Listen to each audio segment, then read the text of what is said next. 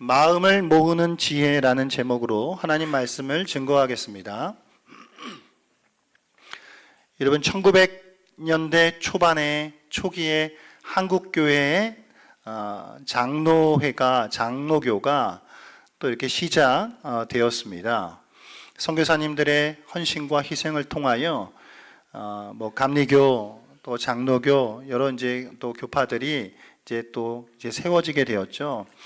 그중에 이제 또 한국교회는 좀 특이하게도 이 장로교가 장로교 선교사님들이 많이 오셨기 때문에 장로교가 좀 이렇게 더 많은 또 교회들이 이제 세워지기도 했는데, 좀 시간이 지나면서 장로교가 여러 가지 좀 뼈아픈 분열의 역사를 좀 가지고 있습니다, 여러분. 1950년대에 여러분 또 잘 아시는 예장 고신교단이라든가 기독교 장로회, 한국 기독교 장로회라고 하는 기장 측 또 교단, 그리고 또 여러분 우리가 이제 합동교단이에요. 대한예수교장로회 합동교단인데, 합동교단과 통합교단이 이제 장로교 역사의 가장 큰 분열이라고 할 수 있는 그 두 개의 교단이 좀 나뉘어지게 돼요. 그리고 1970년대 후반에서 80년대에 이렇게 지나가면서 여러분 또 합신교단이라고 있습니다. 예장 대한예수교장로회 합신교단, 그리고 또 방배동에 있는 백석대학교 있지 않습니까? 그 백석교단이 이렇게 또 나오게 되어지지요. 지금은 보니까 그때 이후로 엄청난 잘게 이게 잘라져 가지고 거의 한 200개 정도 되는 장로교 안에 교단들이 있다는 보고들이 있어요. 이게 여러분, 이 장로교 분열의 역사가 좀 이렇게 아픔들이 좀 있죠. 우리가 이 역사들을 좀 한번 이렇게 되짚어 보면은 그 중에는 물론 여러분 정말 어떤 신사참배 문제라든가 혹은 성경 비평, 고등 비평에 관련한 이 자유주의 신학의 물결들, 그리고 또 교회 일치 운동이라고 하는 WCC 교회 일치 운동에 대한 가입, 비가입 이 문제로 인하여서 교회들이 좀 이렇게 나뉘어지게 되는 것들도 있었어요. 이 안에는 다분히 교리적이고 신학적인 이게 도저히 이렇게 타협될 수 없는 그런 어떤 지점들이 있었던 것도 맞습니다. 하지만 또 어떤 분열들을 보게 되면 이건 신학적인 교리적인 문제라기보다는 매우 정치적이고 어떤 권력 다툼, 그리고 이권 다툼, 이런 이런 것들로 인하여서 교단들이 좀 분열되는 그런 이제 또 좀 역사들이 있었거든요. 그런 어떤 우리의 역사를 되짚어 보면서 오늘 우리가 정말 교리적인 어떤 순수성을 잘 지켜가는 것이 너무나도 중요하다는 것과 동시에 또한 우리는 서로를 향한 또 배려를 토대로 더 깊이 소통해 가면서 또 어떤 부분들은 양보해 가면서 하나의 공동체를 만들어 가야 한다는 것이 오늘날 우리에게 주어진 중요한 과제다라고 하는 점을 생각해 보고자 합니다. 여러분, 오늘 사도행전 15장에 보시면요, 지금 예루살렘 교회를 중심으로 한 유대적 색깔이 짙은 이 교회 공동체, 그리고 안디옥 교회를 중심으로 한 이방적 색깔이 좀 짙은 그리스도의 공동체가 이제 있는데, 아무래도 두 공동체가 색깔이 좀 다르죠. 근데 이 15장에서 예루살렘 공회가 모이면서 여기서 그래도 참 귀한 결정들이 내려졌고 합의들이 이게 이루어집니다. 제가 이 과정들을 보면서 한편으로는 이런 생각을 좀 해봤어요. 만약에, 역사에서 이게 만약에라고 하는 게 좀 어떻게 보면 또 의미가 없을 수도 있지만, 만약에 사도행전 15장에서의 예루살렘 교회가 이 위대한 결정과 합의들을 도출해내지 못했다면 어떻게 됐을까라는 좀 상상을 해봤는데, 아마도 유대교적 교회의 어떤 가 예루살렘 중심으로 좀 이렇게 형성이 되어지고, 안디옥 교회는 안디옥 교회대로 약간 자기들만의 또 색깔을 또 고수하면서 뭔가 이렇게 좀 연합과 통합보다는 분열과 분리로 이렇게 나아가서 쪼개지면서 그렇게 좀 힘없게 한동안은 그렇게 가지 않았을까라는 좀 이렇게 생각을 좀 해보게 되었습니다. 그런 의미에서 오늘 이 사도행전 15장의 이 이야기는 참 기독교 역사상 너무나도 중요했던, 어떻게 보면 가장 중요했던 교리적이고 어떤 면에서는 문화적인 갈등과 충돌이 하나님 안에서 이 진리와 사랑 안에서 어떻게 봉합되어져 가는지, 그래서 이 복음의 보편성이 어떻게 확립되어져 가는지를 보여주는 참 아름다운 서사예요.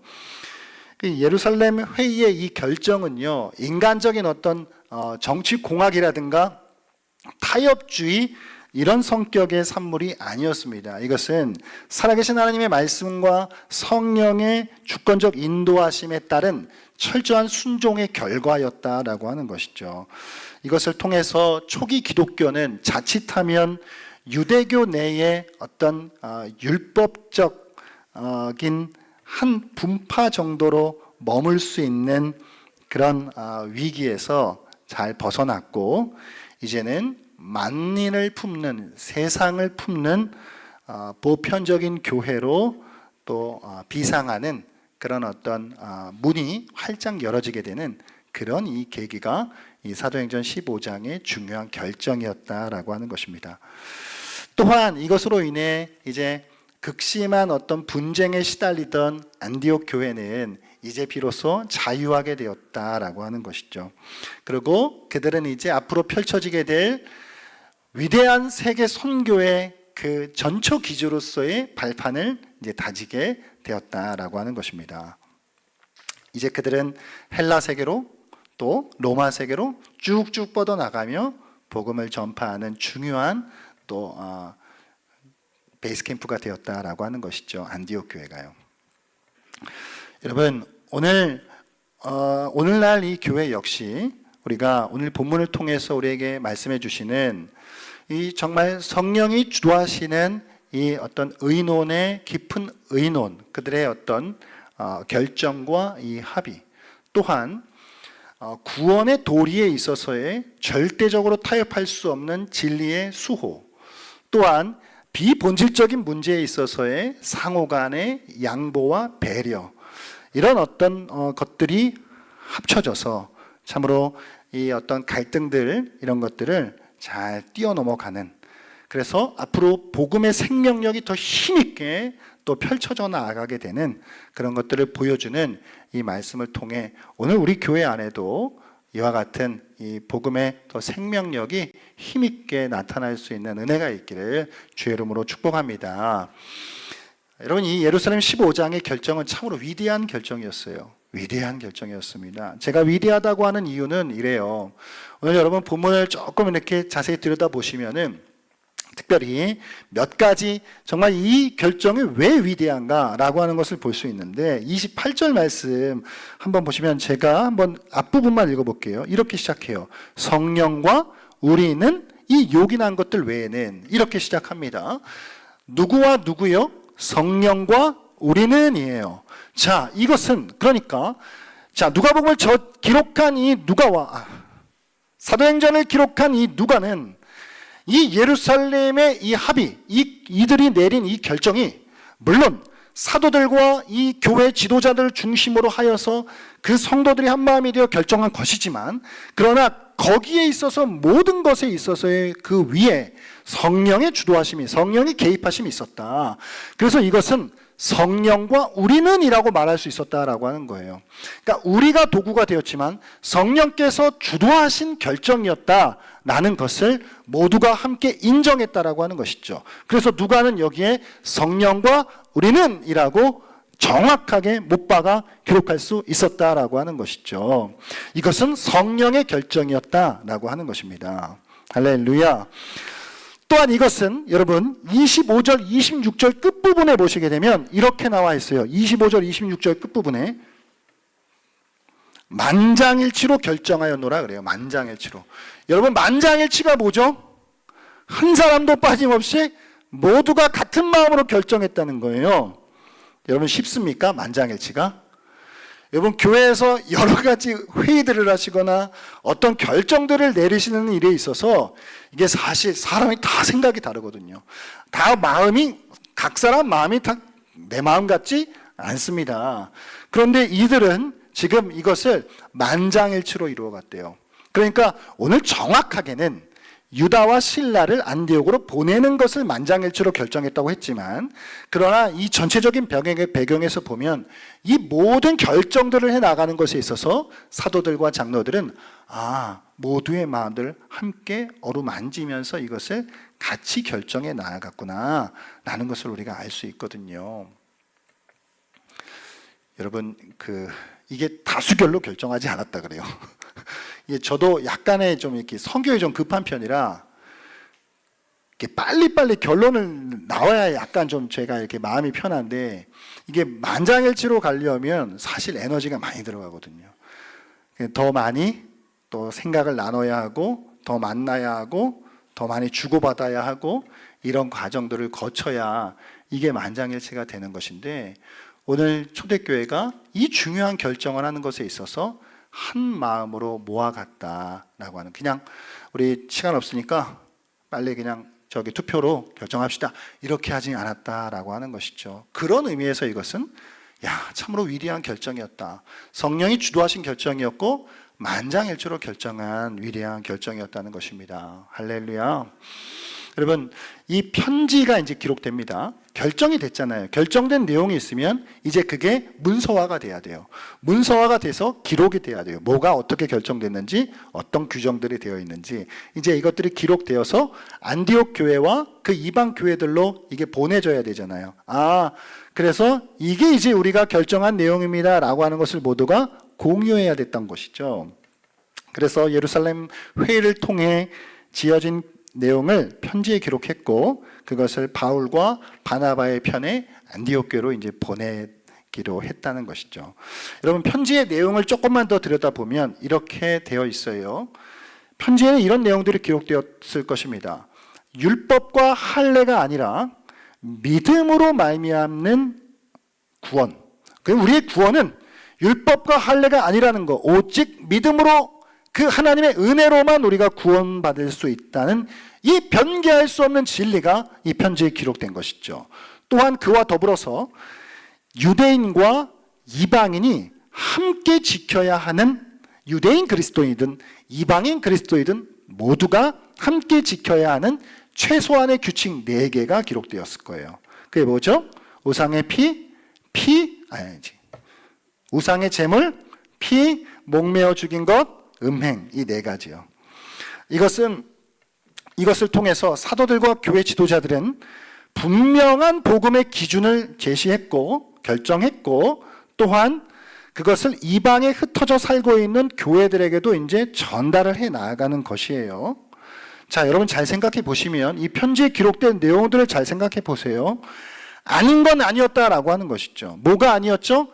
율법과 할례가 구원의 방편이 아니었다라고 하는 것이에요. 이건 양보할 수 없는 진리였다라고 하는 것이죠. 그러니까 아무리 보수적이고 율법주의적인 유대인들의 마음을 달래는 게 뭐 좀 필요하다고 하더라도, 그래도 이건 넘을 수 없는 진리의 선이었다라는 것이죠. 그래서 이것으로 인해 이제 이방인 그리스도인들은 할례를 받을 필요도 없고 율법을 지킬 필요도 없이 자유하게 되었어요.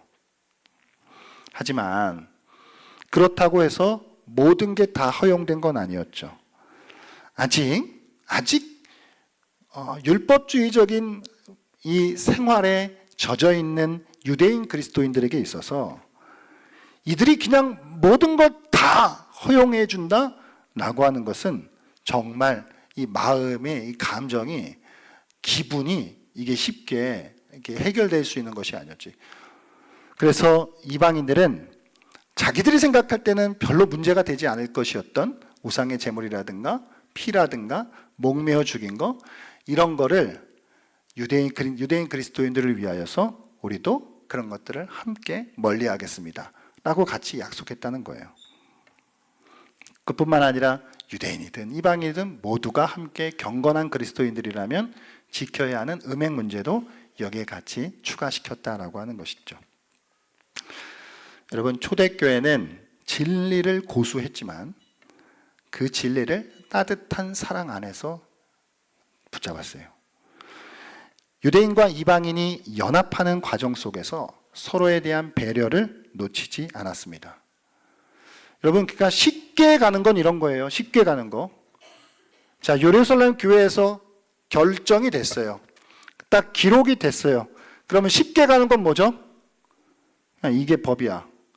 그냥 따지지도 말고 그냥 지켜. 이러면 제일 쉬워요. 뭐 대답할 필요도 없고 설명할 필요도 없습니다. 법이요, 그러면 이제 끝나는 거예요. 그런데 그렇게 그들은 딱딱하게 말하지도 않았고, 그들은 그 진리를 사랑이라고 하는 그릇 안에 담아서 보냈다라고 하는 것이죠. 그래서 우리의 진리는 사랑과 함께 해야 합니다. 사랑은 진리와 함께 해야 해요. 왜냐하면 사랑 없는 진리는 독선이 되지만 진리 없는 사랑은 방종이 되기 때문에 그렇습니다. 그래서 진리가 없는 사랑은 무질서하게 된다라고 하는 것이죠. 그러나 또한 진리만 있고 사랑이 없으면 독선이 될 수 있죠.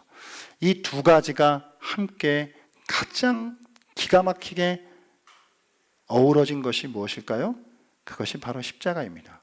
십자가 안에서 그리스도의 사랑과 그리스도의 진리가 그 안에서 함께 합쳐져서 우리는 이 사랑에 담긴 이 진리를 품어야 하는 십자가의 정신으로 살아가야 하는 자들이 되었음을 믿습니다.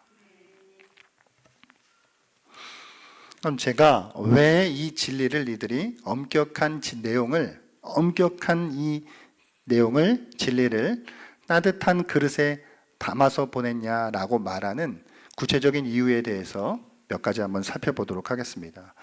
첫 번째 이유, 엄격한 내용을 따뜻한 그릇에 담아 보낸 첫 번째 이유는 편지와 함께 간 사람들 때문에 그래요.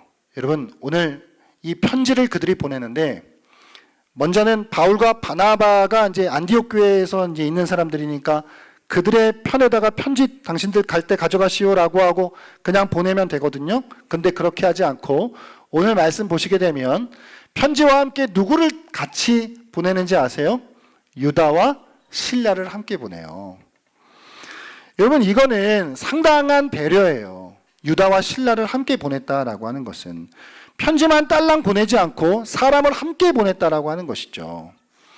그럼 이것은 잘 생각해 보시면 안디옥 교회 입장에서는 매우 세심한 배려였던 거예요. 왜냐하면 바나바와 바울이 자기들 지도자예요. 자기들 지도자가 예루살렘 회의에 갔다 와서 결정된 내용을 기록된 편지로 가지고 왔다 쳐요. 그러면 안디옥 교회 성도들의 입장에서는 이게 정말 그들이 결정한 내용이 맞을까라고 하는 의심이 들었을 수도 있는 것이고, 우리가 정말 여기서부터 자유해도 될 것인가라고 하는 불안함이 들었을 수도 있어요. 그러나 사람을 함께 보냄으로써 그런 의심과 불안함에 도장을 찍어버리는 거죠. 마침표를 찍는 거야. 아니야, 이거 진짜야. 이거 정말 우리가 그렇게 다 같이 결정한 내용이야 라고 말해줄 수 있었단 말이에요. 게다가 누가 갔냐면요, 유다와 실라가 왔어요. 여기서 나오는 유다와 실라에 대한 인물에 대한 정보가 지극히 제한적이라 이게 정확하게 어떤 사람들인지 알 수 없지만, 대부분의 학자들은 이 유다라고 하는 인물, 바사바라고 하는 유다를 사도행전 1장에서 가론 유다 대신에 그 사도의 후보자로 나왔던 그 유다의 형제일 것이다 라고 보는 편이 많아요. 그렇다고 한다면 이 사람은 대개 히브리적 배경을 가진 그리스도인이었을 거예요. 그런데 신라는요, 신라는 헬라적 배경을 가진 그리스도인이었어요. 그러니까 보내도 같이 균형을 갖춰서 히브리적 배경을 가진 사람, 헬라적 배경을 가진 사람을 같이 보냈다고요. 얼마나 지혜로워요. 두 번째, 이게 따뜻한 그릇에 담겼다라고 하는 이유는 이 편지지는 엄격한데 편지 봉투가 이게 따뜻하거든요. 왜냐하면 자, 여러분, 이들이 발신자와 수신자에 대해서 어떻게 말하는지 보세요. 23절 말씀입니다. 23절. 같이 한번 읽을까요? 시작. 그 편에 편지를 붙여 이르되 사도와 장로된 형제들은 안디옥과 수리아와 길리기아에 있는 이방인 형제들에게 문안하노라. 아멘. 여러분, 이 본문의 23절을 그냥 생각 없이 읽으시면 그냥 뭐 편지 시작하면서 그냥 의뢰하는 인사말쯤으로 우리가 생각할 수 있지만 아니에요. 여러분, 언제 편지 써보셨죠? 기억나세요? 편지 시작할 때 끝날 때 어떻게 시작하고 어떻게 끝나죠? 제일 앞에 뭐라고 쓰죠? from 쓰잖아요. from 맞죠? 그 다음 제일 끝에 뭐 써요? to 써요. 누구누구로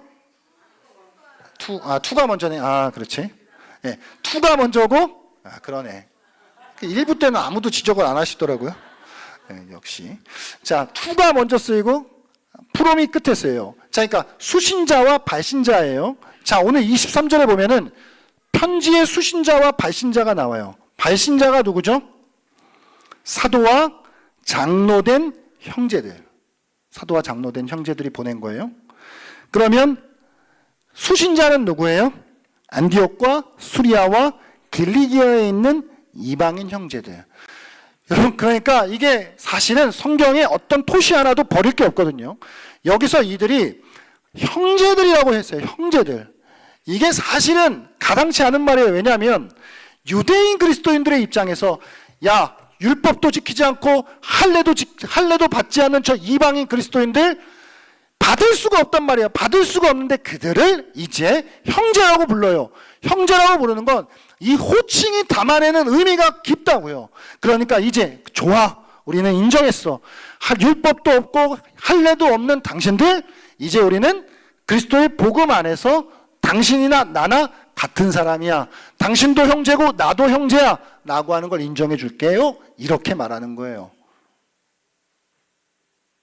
귀하잖아요.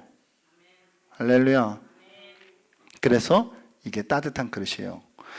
세 번째 이유는 이렇습니다. 세 번째 이유. 32절을 보시게 되면 제가 읽어볼게요.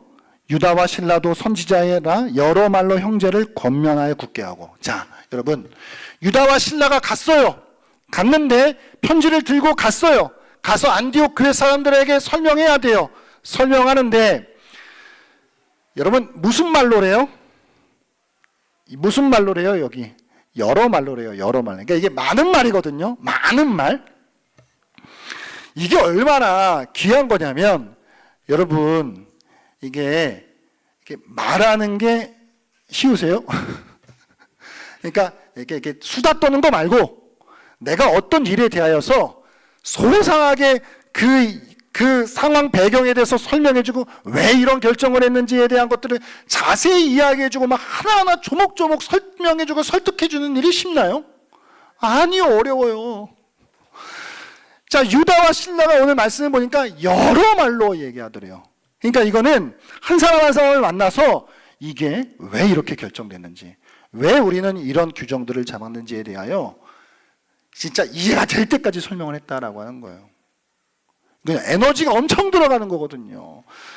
이게 저도 사실 좀 이렇게 말 많은 거 안 좋아하거든요. 그래서 이렇게 우리 집에 귀한 여성들이 많은데 자꾸 이렇게 말이 길어져요. 막 이렇게 배경을 설명하고 막 과정을 설명해요.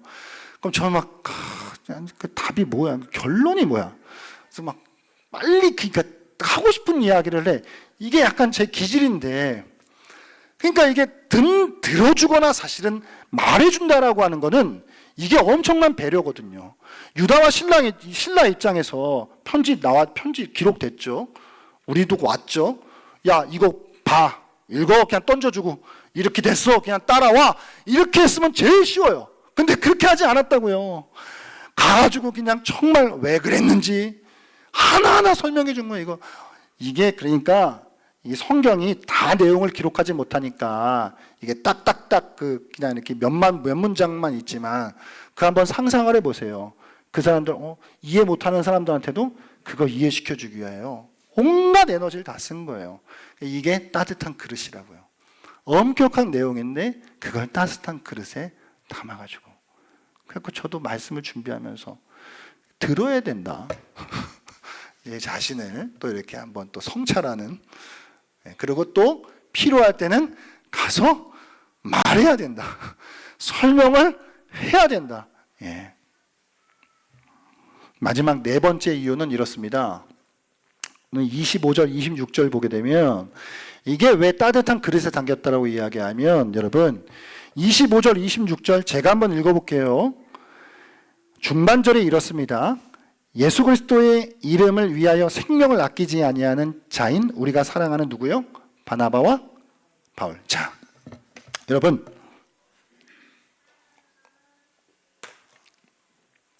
우리가 사랑하는 바나바와 바울. 자, 바나바와 바울은 어디 교회 지도자예요? 물어야지. 어디요? 안디옥 교회요. 안디옥 교회 지도자예요. 그런데 예루살렘 교회 지도자들이 바나바와 바울을 우리가 사랑하는 자라고 인정해 줬어요. 이들의 신적 권위를 인정해 줬을 뿐만 아니라 생명을 아끼지 않는 자들이라고. 여기서 아끼지 않는다라고 하는 건 약간 느낌이 약해요. 이게 원어적인 느낌은 이게 아끼지 않는다라고 하는 게 내던져버리는 거거든요. 그러니까 목숨을 내던져버리는, 생명을 내던져버리는 자들이다라고 하는 것이거든요. 이들의 모든 사역을 다 인정해 주는 거예요. 그 안디옥교회 당신들이 너무나도 귀한 사역자들과 함께하고 있다라고 하는 거. 게다가 더 재미난 게 뭔지 아세요? 여기에 바나바와 바울이라고 써 있어요. 이게 생각 없이 읽으면 성경이 그냥 지나가지만 여러분 순서가 의미가 있겠죠? 근데 잘 생각해 보시면 사도행전의 선교 제1차 선교 여행을 하면서 바나바와 바울 이 두 사람 중에 주도권이 어디로 넘어갔는지 아세요? 바울로 넘어가요. 바울로 넘어가면서 누가가 그 선교 여행 기간에는 누구를 먼저 언급해요? 바울을 먼저 언급해요. 바울과 바나바. 근데 지금 여기에 보시면 다시 15장에서 바나바를 먼저 언급해요. 사실 따지고 보면 바나바가 먼저예요. 그래서 예루살렘 교회에도 안디옥 교회에도 그 세심한, 그러니까 그 말을 하는 데 있어서도 이 바나바의 지난 수고와 헌신을 기억하면서 바나바라고 먼저 써주는 거예요. 이게 얼마나 이게 하나하나 이들이 이걸 참 이 세심한 배려 속에 이 엄격한 내용을 담아갔는가라고 하는 걸 볼 수 있는 것이죠. 사랑하는 여러분, 오늘 말씀 가운데에 예루살렘 교회는 너무나도 위대한 결정을 했어요. 성령과 함께 성령의 주도하심 속에서 절대 타협할 수 없는 복음의 진리를 고수했고, 또한 비본질적인 문제들 속에 양보하고 배려하면서 위대한 결정을 내렸습니다. 그런데 내렸을 뿐만 아니라 그것을 편지로 기록해서 이방 교회들에게 이제 보내야 되는 그 과정 속에서도 그냥 쉬운 길로 가지 않았어요. 편한 길로 가지 않았어요. 그냥 빨리빨리 그냥 합시다 라고 하지 않았다고요. 그 하나하나 그 과정과 절차 속에서 너무나도 따뜻한 상대방이 입장에서 그것들을 풀어가는 이 모습을 오늘 우리가 볼 수 있는 것이거든요. 사랑하는 여러분, 우리가 가정 속에서 혹은 직장과 우리의 교회 공동체 안에서 이와 같은 우리의 모습들이 필요한 줄 믿어요. 그러니까 우리가 진리를 우리가 붙잡고 중요한 원칙들을 우리가 세우는 것은 너무나도 중요합니다. 있어야 해요. 원칙이 없으면 방종이 되고 아무리 사랑이 많아도 무질서하게 되니까요. 그러니까 뼈대인 진리가 세워져야 하는데 그 뼈대인 진리를 우리는 정말 세심한 따뜻함 속에서 서로가 나눠야 된다라고 하는 것입니다. 서로가 내가 이겨내야 하는 적이 아니라 형제다. 형제. 함께 살아야 하는, 함께 공존해야 하는 형제다라고 하는 것을 우리가 기억할 때, 이거는 뭐가 맞다 틀리다, 네가 맞네 내가 맞네 라고 하는 그런 문제가 아니라 우리가 함께 사네라고 하는 이 문제로 가서, 때론 우리가 좀 에너지가 들더라도, 저도 회의 길어지는 거 안 좋아하는데 이렇게 좀 회의가 길어지더라도, 자, 우리가 때로는 누군가를 좀 찾아가야 되더라도, 만나야 된다라고 하면 만나고, 또 설명을 해야 된다라고 하면 좀 더 설명을 하고, 이렇게 하는 것이 우리의 마음을 모아가는 지혜다라고 하는 것을 오늘 말씀 속에서 우리에게 가르쳐 주고 있는 줄 믿습니다. 우리도 저도 부족한 부분이 많지만 다 각자가 중요하게 생각하는 것이 다르고 다 색깔이 다르고 마음이 다 같지 않은데, 우리의 같지 않은 이 마음들, 또 가정에서도 그렇고 우리 이 교회, 사실 여러분 그래봐야 3명, 4명, 5명 되는 가정에서도 이게 잘 안 맞는데 교회는 오죽하겠어요. 다 다를 거 아니에요. 그럼 이 과정을 우리가 함께 이루어가는 것에 있어서 무엇보다도 성령께서 주도하시기를 간절히 의지하고, 우리가 정말 성령보다 앞서지 않기를, 그래서 정말 더 기도하고 우리의 모든 결정 속에 이게 하나님의 결정이 되는 것을 누구라도 알 수 있게 우리가 결정하는 것이지만 사실은 성령께서 결정하는 것으로 함께 갈 수 있기를. 그리고 분명하게 세워진 원칙들이 있지만 이 원칙들을 함께 공유하는 과정 속에 조금 더 피곤한 길로, 조금 더 에너지가 사용되어지는 길로, 이게 그러니까 쉬운 거는 이게 문제가 생기거든요. 보니까 이게 간편한 거, 빠른 거는 이게 문제가 쉽게 생기는 것 같아요. 조금 더디더라도, 조금 늦어지더라도 우리가 같이 더 좀 말이 필요하면은, 저도 뭐 이렇게 과묵하잖아요. 저도 과묵하기 때문에 말하는 거 안 좋아하지만 좀 더 이렇게 서로 같이 말해주고 듣고 이런 과정들이 우리에게 필요하다라고 하는 생각이 되어집니다. 오늘 말씀을 통해 그렇게 우리가 함께 주 안에서 마음을 다 같이 모아가는 지혜로운 공동체가 되실 수 있기를 주의 이름으로 축복합니다.